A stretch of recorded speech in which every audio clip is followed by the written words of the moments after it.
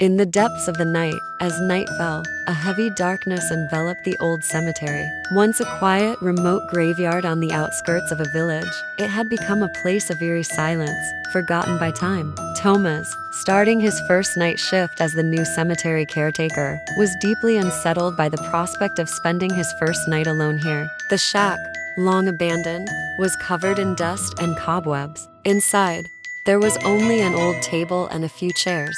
Thomas settled into a corner and lit an old lantern. However, the lantern's light flickered, and a crackling noise from a broken radio filled the room. The silence, combined with the radio's static, made the night seem even more ominous. As the clock approached midnight, the air grew unnaturally cold. The door to the shack began to creak and rattle. Thomas checked the door and found nothing unusual, but the cemetery's darkness deepened. Faint whispering sounds emerged from the depths of the cemetery, like an underground scream, sharp and suffocating. Looking out the shack's window, Thomas saw indistinct figures moving among the gravestones. These figures appeared like shadows slipping between the tombstones, growing increasingly defined as the night wore on. They seemed to be ancient, decayed corpses with deformed, lifeless faces. Their eyes, hollow and menacing, seemed to reach out for Thomas's very soul. As darkness thickened, blood-like stains began to appear on the gravestones. Thomas found an old, dusty ledger among the graves. The pages were filled with names of those who had disappeared from the cemetery, along with terrifying notes: "Help me, demons walk at night, and no soul remains by dawn." These notes did little to calm Thomas's growing unease. By midnight, strange occurrences intensified. The gravestones began to tremble, and the leaves of ancient trees rustled with unsettling force. Thomas saw strange, dark figures moving between the tombstones. These figures, shadowy and indistinct, appeared to be closing in on him. Suddenly, the earth over the graves began to shift. Blood-stained trails appeared around the old tombstones. Whispering voices grew sharper, more agonizing.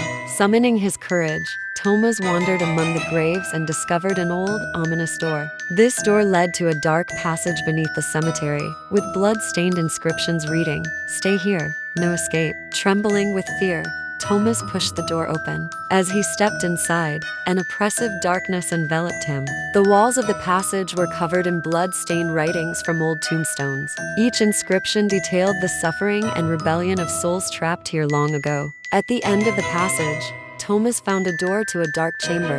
When he opened it, he encountered ghostly figures with horrifically deformed faces.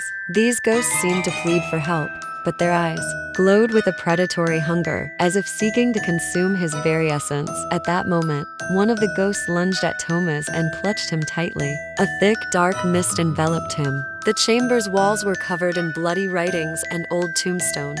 The ghost's cries and sobs filled the air as Thomas was pulled deeper into the cemetery's darkness.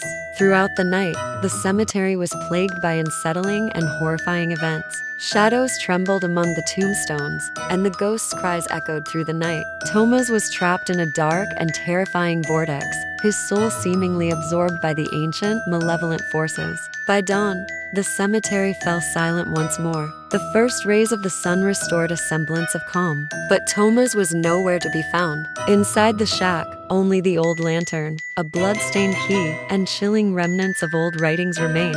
The tombstones around the cemetery still bore marks of past horrors. The cemetery, while briefly peaceful in the morning light, continued to harbor dark forces and demonic entities, their presence echoing through the depths of the graveyard whenever night fell.